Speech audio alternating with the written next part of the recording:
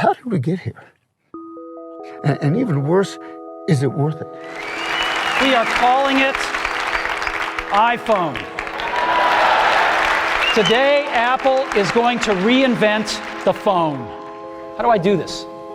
I just take my finger and I scroll.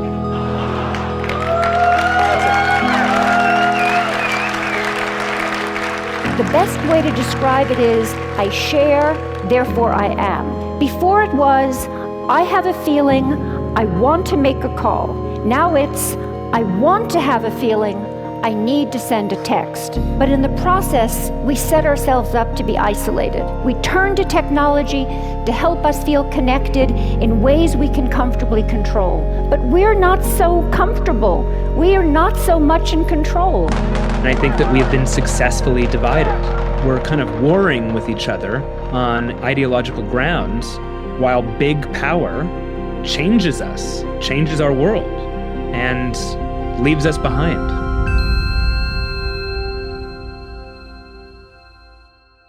I am not doing well. The general state of the world has been weighing pretty heavily on my mind, as I'm sure it has for many of you watching this, and I just feel like it's safe to say that the final small shred of optimism I once had about the future is completely gone. And if ever there were a film that could accurately describe why, that film would be Eddington. Ari Aster's latest film landed with a bit of a thud back in July of 2025, and that really comes as no surprise. The biggest reason, it seems, is just that the film is not an easy one to pin down. Everyone I know, myself included, walked away with some variation of the question, what the hell is this movie trying to say? While on the surface, it seems like a simple story about a small-town sheriff running against the mayor in the 2020 election, in actuality, it's really about, well... In a nutshell, what's Eddington? If the film is about anything, it's really about a data center being built. The film is kind of about a bunch of burgeoning cyborgs. You know, the film is about things going viral. It's a film about people navigating a crisis while another crisis incubates over here. If the movie is inspired by anything, it's the internet. Can you elaborate? Can you say why? No. What was important to me is that the film also kind of be inscrutable. Eddington is like a test chamber where all the people are like these particles, and when they hit each other, that kind of creates this new logic. I am afraid, and I don't know where we're going, and I want to see work that is reflecting that. So that's what I'm trying to do. Why can't we imagine any other future? Why can't we? Why do things have to be this way, and why do they have to keep getting worse? But, in the end, the movie is not vegetables. I want the film to be fun and exciting and surprising. It's a movie. The film should be scary and upsetting and dramatic and funny and stupid. It's rated R. So, where would you like me to start? Trying to explain Eddington feels like trying to defuse a bomb. The stakes are high, given just how socio-politically charged the film is, and it seems like there's only one right way to do it. Made even worse by Aster's intention to make the film a bit of a mirror. I don't just have to explain the movie, I also have to explain myself and why this film, like Midsommar before it, has inflamed in me a crisis of faith in film as an art form, in analysis of art, in humanity as a whole, and in the technology we so often rely on. This video is as much about a film as it is the here and now, because whether we want to or not, we're all living in Eddington.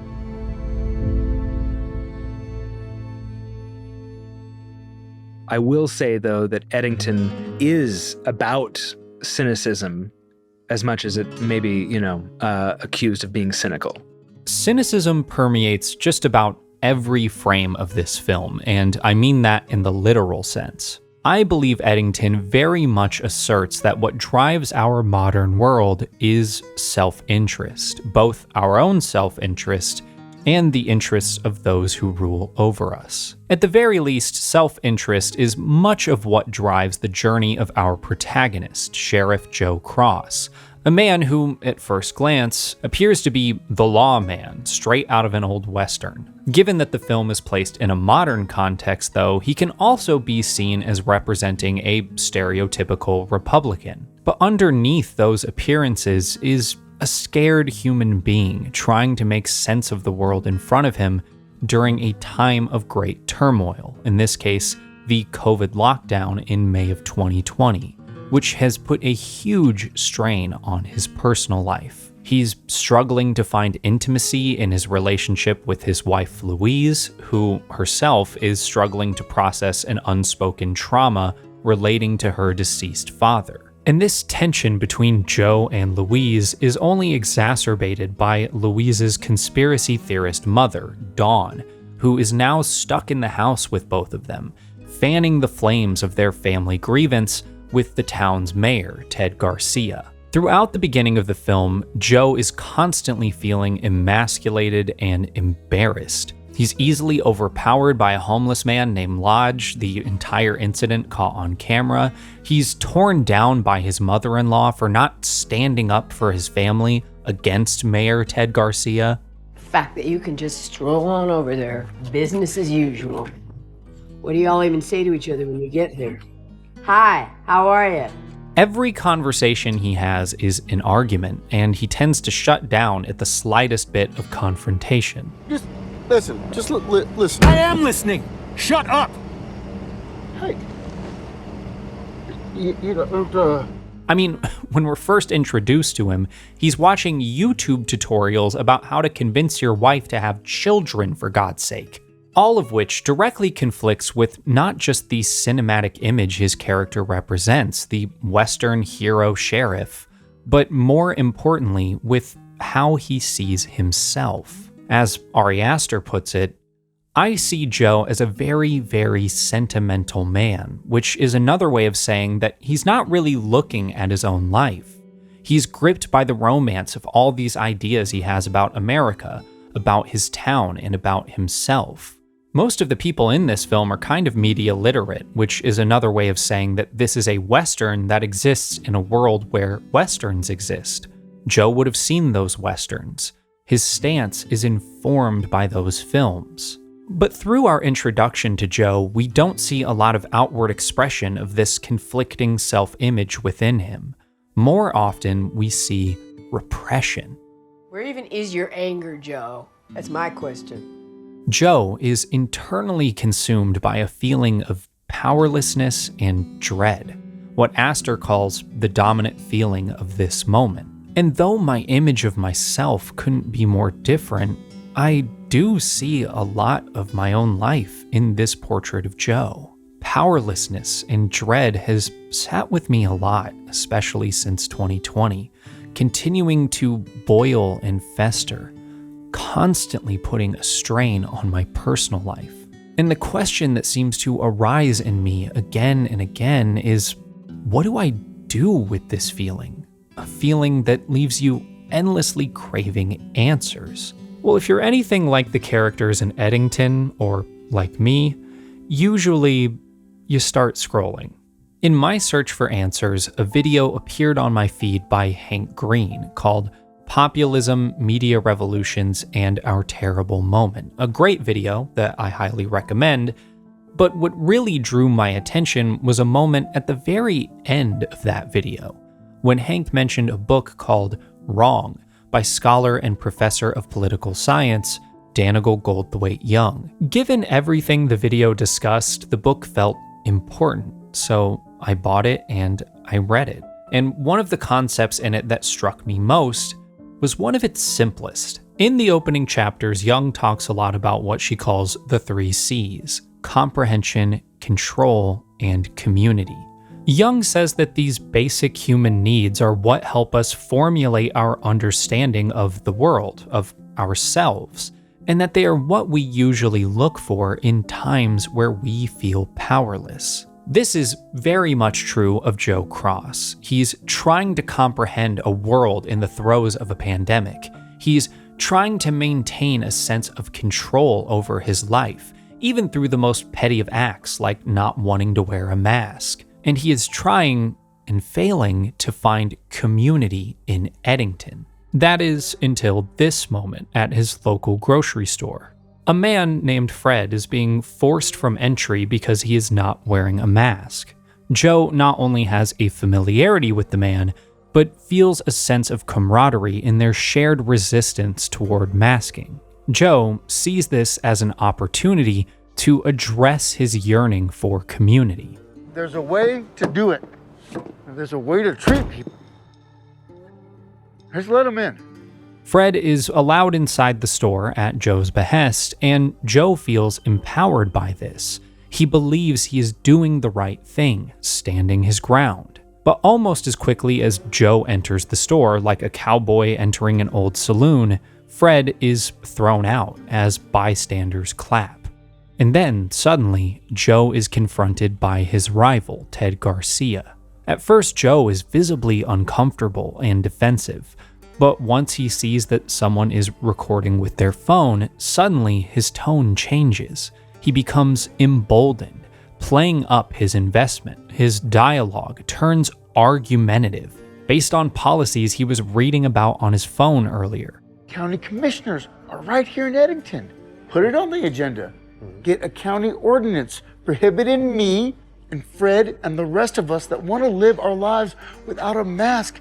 Would you put that, excuse me, is that Fred's? Put it down. He nobly defends Fred's abandoned grocery cart and even ends up buying the groceries for him as an act of kindness and solidarity. When Joe refuses to accept any money, Fred insists on taking a picture with him, a picture which is then uploaded to Facebook with the caption, "One decent man left in Eddington." And for what feels like the first time in the entire film, Joe smiles because he believes he has found out what to do with this feeling of powerlessness. And that's why I'm running for mayor. Mayor of Eddington. He's seeking, plainly put, love. It's ironic because when he first gets this kind of like outside acknowledgement is from a character, Fred, this is this kind of like transformative moment. And that's the kind of like catalyst for him. And it's ironic because it's what kind of starts this division in the town. Social media, especially when driven by algorithms, is particularly effective at creating the illusion of satisfying the 3 C's. It takes the turmoil of our own individual lives and feeds us content that gives us a sense of comprehension, control, and community.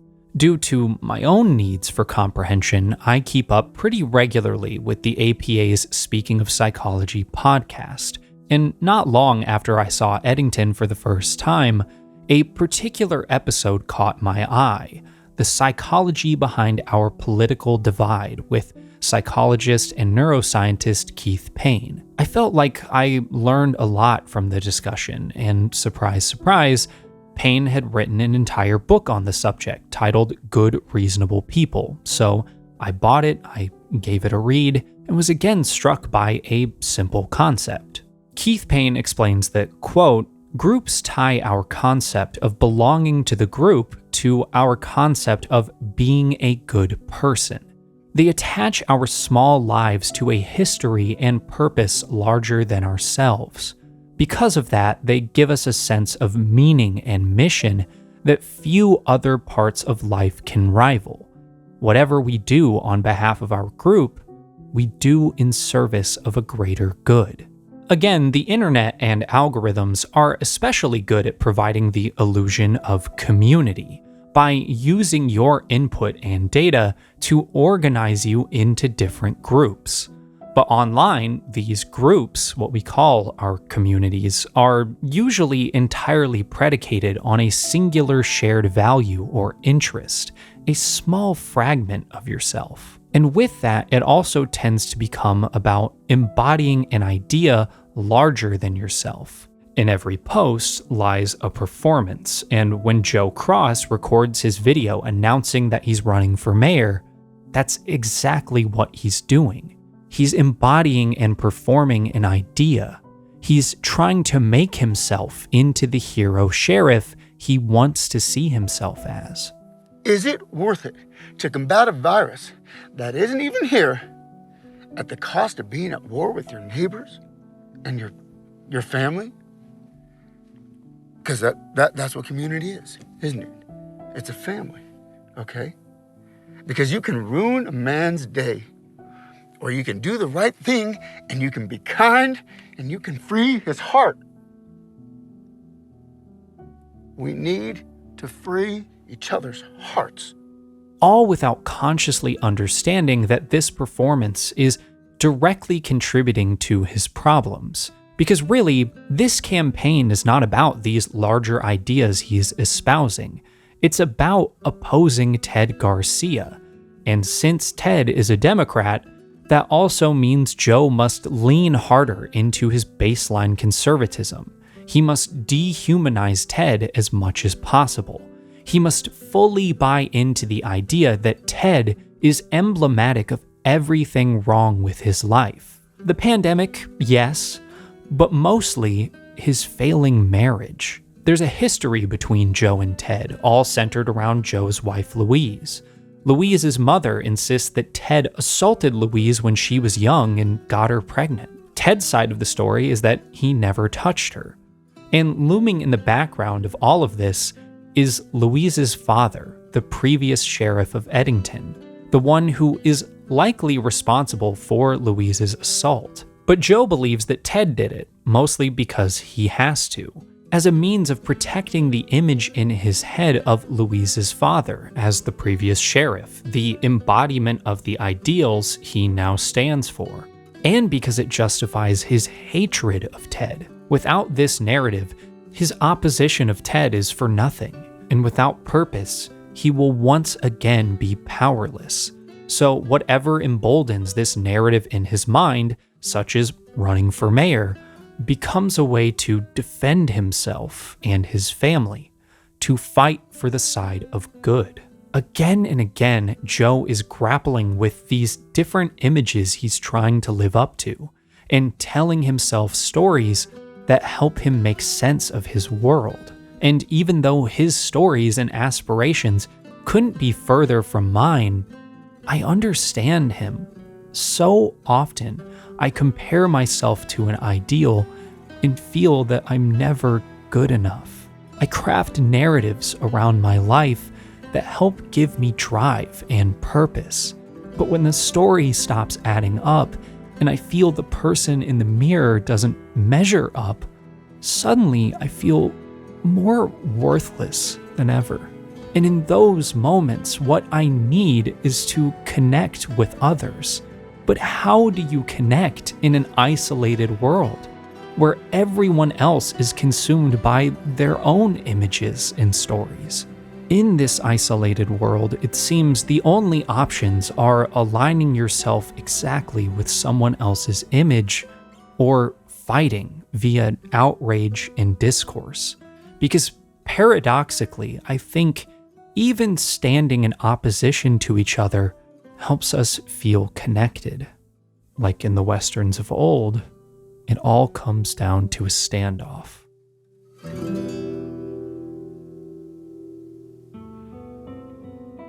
I think it's worth questioning your own convictions and attitudes and ideas and asking, where do they come from? Are they really mine? Ted and Joe confront each other in the street, and surprisingly, Ted attempts to be vulnerable, to connect by addressing the real problem. He politely asks Joe to stop filming and, in a roundabout way, attempts to bring up Louise. We never talked about it. Oh, no. No? Can we just talk? Can just the two of us? We are. But Joe stays combative, so Ted gives the same energy back. The entire argument turns into a performance for the camera in Joe's shirt pocket. Your chief deputy took jobs in Rio Rancho. That was devastating. You can't keep your own office going, but you're going to run mine. Leave your mess here and start a whole new one. But then Ted really lays it out. And I do think it's because of the person that's name you might not want me saying on camera. And in response, we finally see Joe's anger. The mere mention of Louise triggers what Keith Payne, summarizing the work of Henri Tajfel, calls the psychological bottom line, a set of non-negotiable principles that most anyone lives by. 1, I am a good and reasonable person, and 2, my groups are good and reasonable people. I am a much better human being than you, and I'm going to make a better and stronger and more honest leader than you. So let's just let the voters decide. This infusion of righteousness and anger is often what we believe to be the catalyst for change, a feeling that will make a difference in the world. To quote Danigal Young, anger is a mobilizing emotion that we tend to experience when we perceive a threat and have some sense of certainty about the nature of the threat and what to do about it. Unlike fear, anger provides agency and optimism. While righteous anger has been the catalyst for many changes throughout history, in our modern world, it has become a fuel source for the tech industry. It's not so much about whether these feelings are justified, but rather what they work in service of. And again, much like our personal turmoil, the main place these feelings seem to get poured into is the internet. Algorithms, by nature of serving us targeted content and messaging, keep us in a cycle of self-interest. They give us more and more things to project ourselves onto. On the internet, we regularly jokingly say, I built this algorithm brick by brick, and I do think that's how most people see it. But the uncomfortable truth, at least for me, is that I laid the foundation, but the algorithm built a home on it, filled with a bunch of things that it thought would keep me in there forever. And what has kept me there is this, making videos to try and embody the person I was always expected to be, even when I was a child. One who can provide answers and guidance on problems that are much larger than me. And as Joe Cross's story continues, it becomes blatantly obvious that hyperfixating on those larger problems can often leave you blind to your own life and exacerbate your own individual issues. As Joe continues down his path, seeing his mayoral campaign as his life's purpose, the further his own life begins to slip out of his grasp. It starts with Louise and Dawn being missing from home one night, seemingly directly in response to Joe's announcement. When he wakes up the next morning, suddenly they have arrived, and Louise is incredibly angry at him. She's concerned that she's being watched, that there are people coming after her. Joe attempts to rationalize his pursuit as nobly defending her, and by tying it to the larger idea of community. We see what's happening, and we see that it's wrong, and we can't see this as an opportunity to do the right thing. We can bring this place back. We can build it back up. But again, like at the standoff with Ted, the bitter truth comes out. I don't want this thing with Ted. You understand? This is your thing, and it's Mama's. It's not mine. Okay, but I'm defending you. Louise knows it isn't about defending her or defending Eddington. It's about Ted. But instead of taking this to heart, Joe uses this conflict to try and force connection and intimacy. He tries to use it as a way to regain control of the situation. Just, yes, you, me, dinner tonight. Can we, please? Fine! Yes? Just go! Yes, okay, I'm going. Dinner tonight.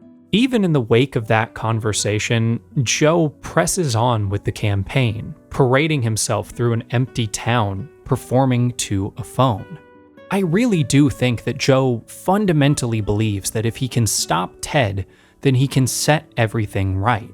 I think he believes that this is the way to save his decaying relationship with Louise. But his inability to address the reality of Louise's trauma and instead retreating to this performance of self leaves the relationship more fraught than ever.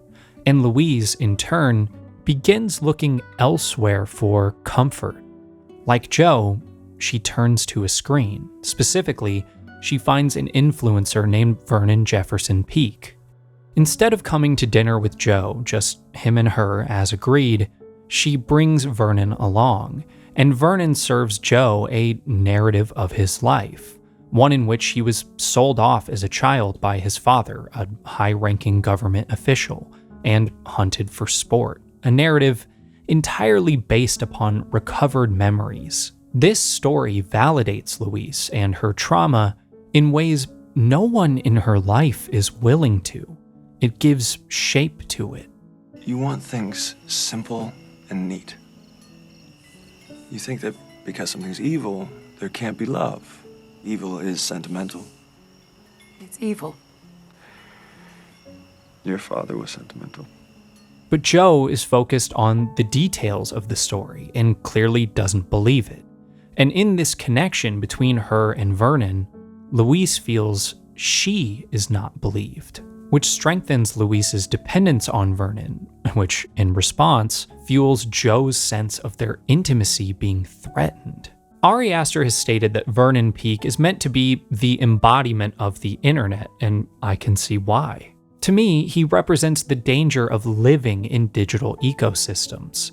By nature of algorithms serving us endless targeted messaging, we start to equate consuming content with self-discovery.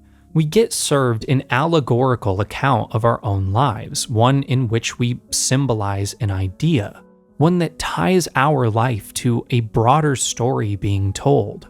But it's also tied to someone else's self-interest, and it gets in the way of the kind of vulnerability we need in our lives. While Joe is far from perfect, I do think he genuinely loves Louise. Vernon doesn't. Not really. He doesn't really know her. He knows the aspect of her that led her to him. The quiet part, desperately waiting to be spoken aloud. The abuse she suffered at the hands of her father. And again, he gives shape to her experience. He replaces her own trauma with his narrative, one about an eternal fight between good and evil, one where she has not just been wronged, but chosen. Your pain is not a coincidence. You are not a coincidence. We are not a coincidence. Comprehension, control, and community all wrapped into one. And the most tragic part is that if Joe could just let go of his own narrative, he might be able to be vulnerable in the way that Louise needs him to be. But instead, he's using this entire thing as another reason to hate Ted. Did your dad ever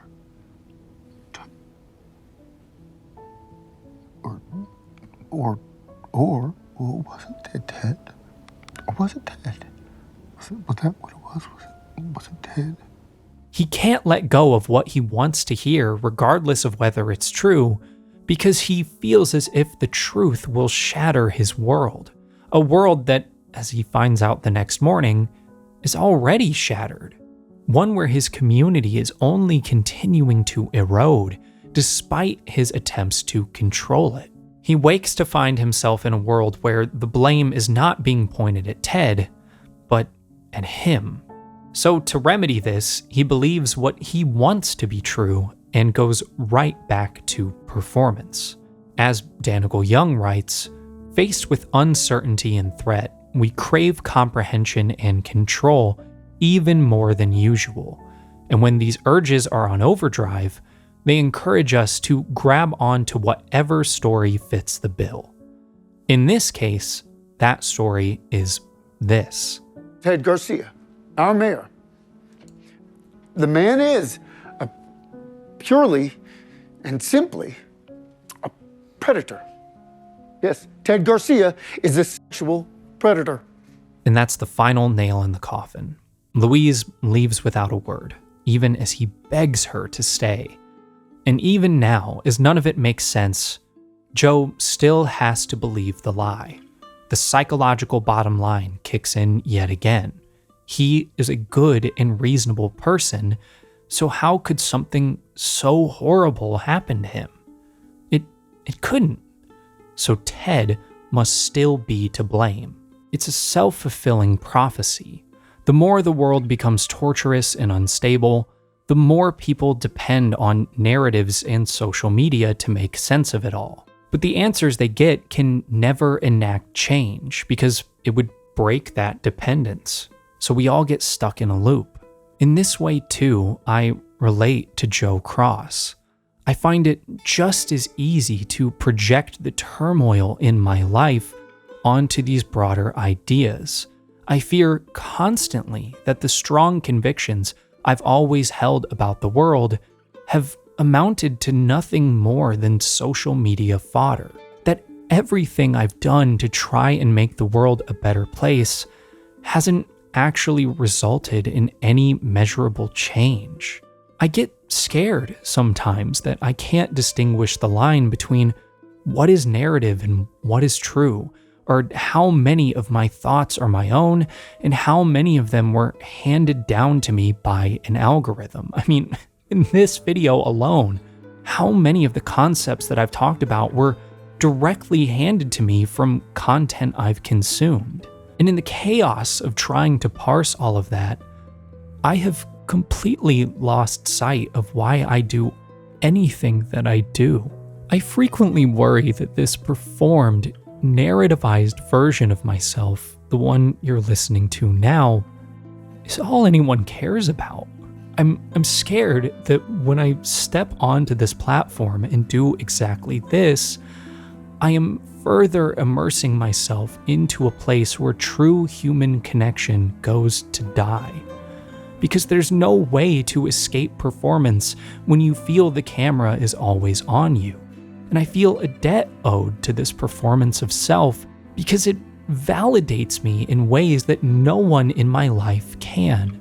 But the more I lean on it for support, the further isolated I feel. Because what I really fear, much like the characters in Eddington, is vulnerability. True vulnerability, the kind that may actually heal this fractured world. I run from it, I project it, I narrativize, anything other than truly connecting. I want to feel listened to, but the only way to be heard is to turn expression into performance. As sociologist Sherry Turkle put it in the cold open of this video, I share, therefore I am. One of the most profound things about Eddington is that if all the characters truly opened up, they would realize they have more in common than they'd think. Joe and Ted being the most blatant example. Both men are struggling to keep their family intact. At this point in the story, both their wives have left them. They are both victims of Dawn's conspiratorial thinking, as bluntly stated by Ted's son Eric. What about your fucking crazy whore wife? Her bad mom sitting crazy to my house my whole life. Maybe that was And they're both men whose journeys are being guided by the tech industry. Everything he does is bolstered by that image he has of himself, which is informed by all those stories he's been told. And that same conviction and righteousness runs through his rival, Ted Garcia. And he's living in his own dream world. If Joe would have walked through that metaphorical door of vulnerability that Ted cracked open all the way back at the standoff, maybe they both could have found some closure. But instead, they both slipped back into their roles. This is also displayed through one of Eddington's least talked about and misunderstood characters, Lodge. Lodge repeatedly goes on about losing someone close to him, his daughter, maybe. Oh, baby, no, I can't get you dessert. I can't get you dessert. Why'd you let go of my hand? I still hold it. About someone in his life being cut off from him, possibly because of a screen. So I asked you to help, yes, but you're in your box. Your little precious box. You think it's yours. You think you did it. And about feeling unwanted. You don't want me. You don't care about me. Give her back. Give her back. Every opportunity for vulnerability in Eddington turns into a scramble for control. And like anyone else who dons the badge of the law, Joe exerts control through violence. Violence is the catharsis to his anger. And where better to point that anger than at the man he believes is responsible for ruining his life? Eric, you should be. In this act of vengeance, Joe not only ends Ted's life, but also his own.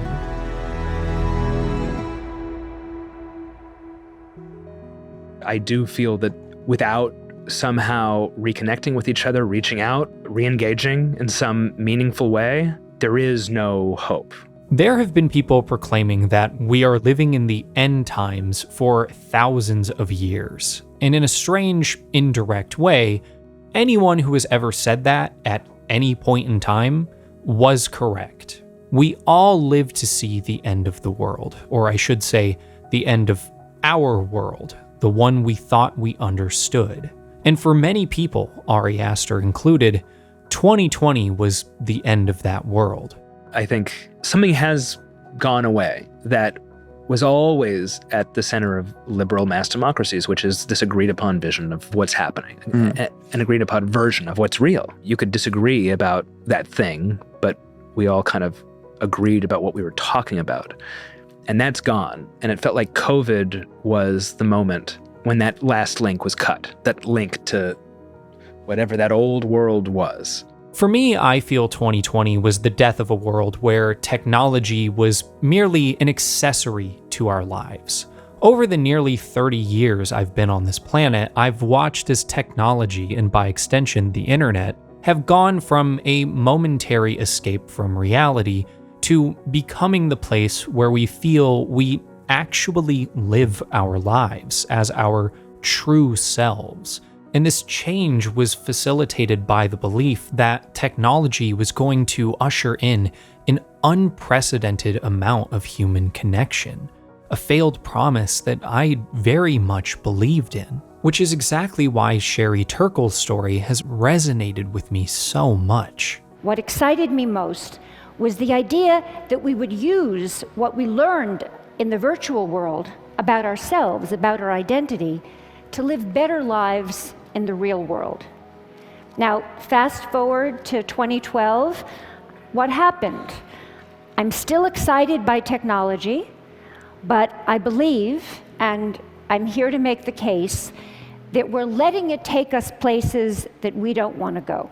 The 2020 lockdown, for the most part, forced us all to live online. And as a result, it felt as though the last tie to a reality I once knew had been severed forever.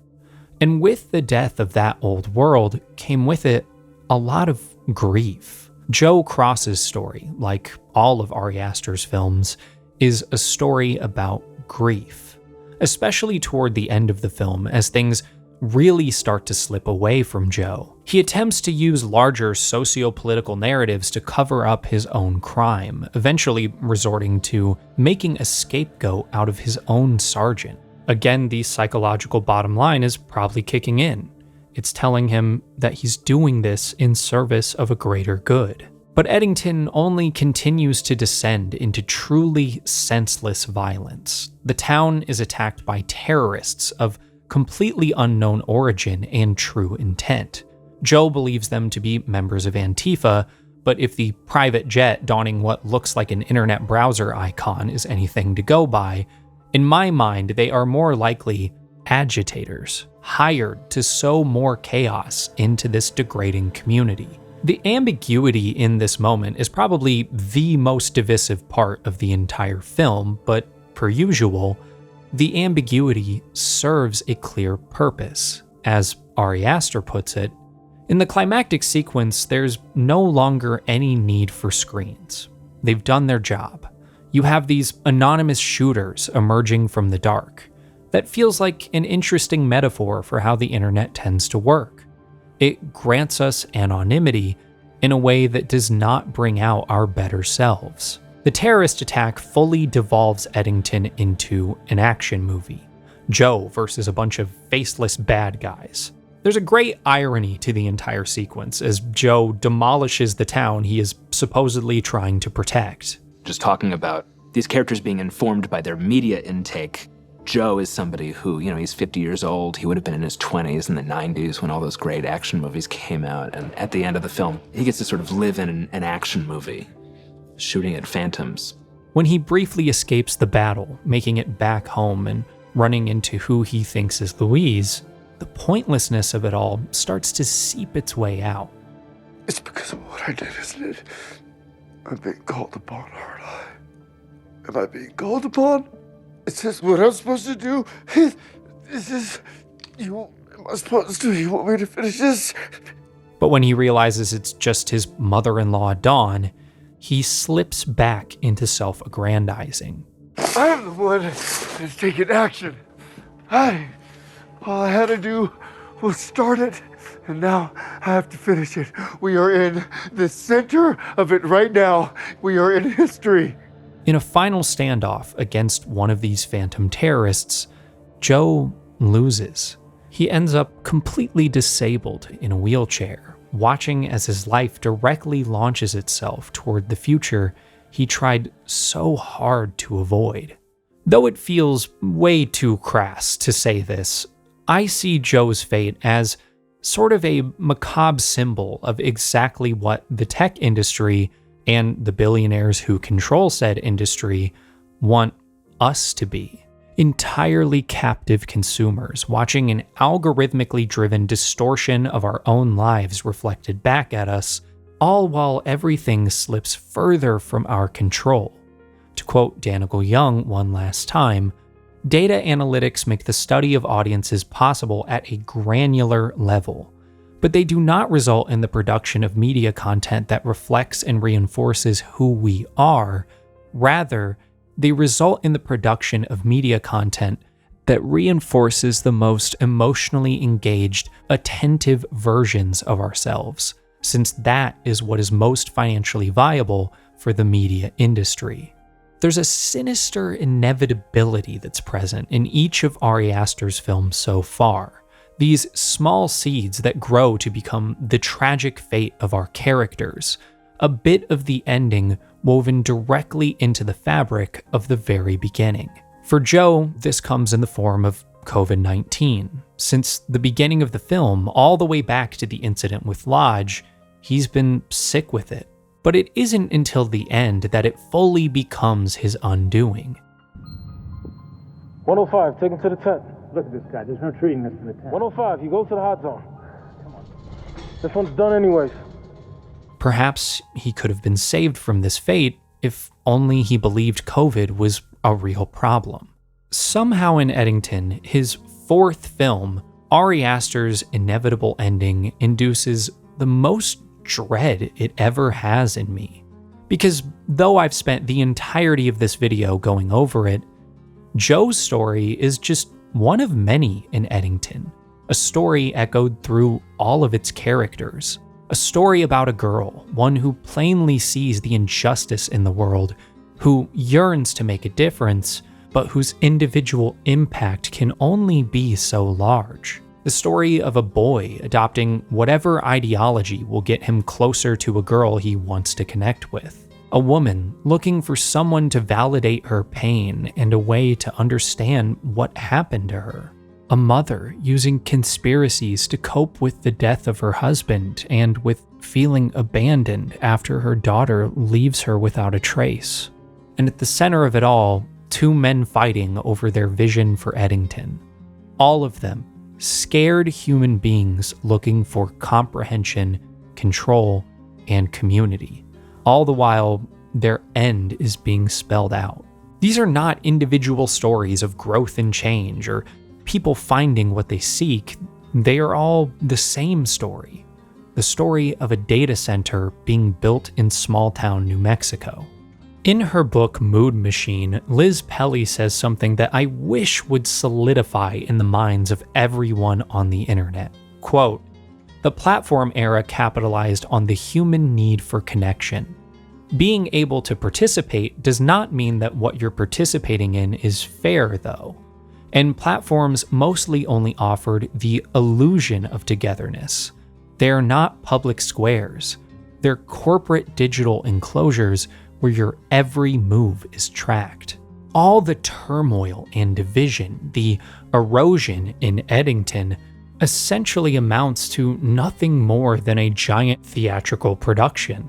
Every event of the film is logged, monitored, recorded, and uploaded to platforms that are using these events as a means of generating revenue by measuring engagement and the effectiveness of their content recommendation strategy.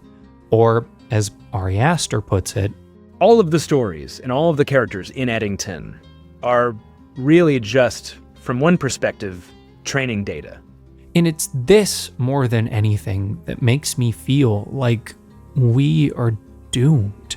Not because our demise is this unstoppable impending fate, not because change is impossible, but because we are more concerned with what our current reality does for us than what it is doing to us. I fear that we will continue to annihilate each other for what this life gives us, even if it means everything it's taking away is lost forever. That self-interest will always triumph over survival. A species can only survive if it can accurately detect threats. And if all these imaginary problems consume all of our thoughts, very real problems, will swallow us up. It feels like the way we interact with each other shows that we have more faith in destroying everything than we have in building something new.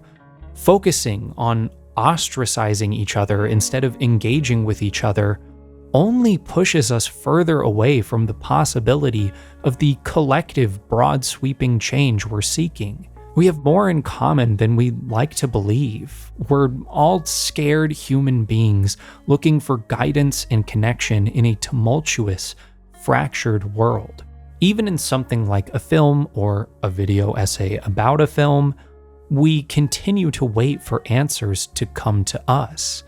And the more we wait for all those answers, the more I fear that there is no place left for art in this world. If Eddington itself is anything to go by, I'd say that ship has sailed. This film, one which so directly reflects the state we're in, fell face flat with a resounding thud. At best, it was a platform for more discourse, all because it didn't pretend to have an answer. Eddington embodies a power of art that seems to be getting lost in a world of immediate solutions. The power to keep you questioning long enough that you lead yourself to a profound truth. The real point of these questions is to find the question that is the most activating question. The minute you find an answer, the thing kind of dies in your hands. Analysis of art, especially here on YouTube, has a terrible habit of encouraging you to engage with art the same way you do the content you're being served. It constantly teaches that meaning is rigid, that all art is allegory, morality tales with hidden, targeted messaging. The film is trying to tell you a truth about yourself or about the world, and you need someone else, anyone other than yourself, to tell you what that truth is. In a sea of answers and narratives, we lose sight of the fact that meaning is something we have a say in, that it's not just imposed, but discovered. If anything is truly to mean anything, that meaning has to be true to you. But if our current landscape tells us anything, it's that we do not want the truth and don't want to self-reflect. We want whatever is going to soothe us long enough to see this world through to its inevitable end. And that's also a power that stories can have. But we need to be cautious of the stories we believe about our own lives. I think if Eddington is really trying to say anything, it's simply that this is the story of now. But its final, most powerful question, it leaves to us. Is this the story we want to keep telling?